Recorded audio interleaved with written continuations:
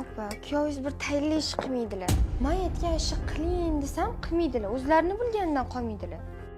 O'zi ham bir betanga tegib olgansan-da. Aytmang. Odam bo'lib qolar. Kuyov yaxshimisiz? Alo, assalomu alaykum aka, yaxshimisiz? Va alaykum assalom. Uyingizlar yaxshimi? Rahmat. Kuyov tayyor bo'lib turing, men hozir olib ketaman sizni borib. Ha, meni mashinam bo'lsa, oshga o'zim boraveraman, siz bexijolat o'tiring, ovora bo'lib kelasizmi? Singlim aytdi, ko'chalarni yaxshi bilmas ekansiz. O'shanga olib o'tib ketaman. Tayyor bo'lib turing, yo'ldaman. Xo'p aka, xo'p.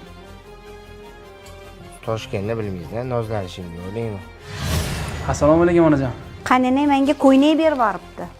Nima sizga ko'ylak oladi? Senga ko'ynak olib bering desa, erta olaman, indin olaman deb yurgan ekansan deb olib bermay. Men olib bermayman demadim, 1-2 kun kutib turgan, pulim tushadi, keyin olib beraman, sabr qilib tur deganman. Agar sen olib berganingda, qanini menga, xotiningga olib berarmidi keyin? Qancha xatolarim bo'lsa o'zimga gapirgan.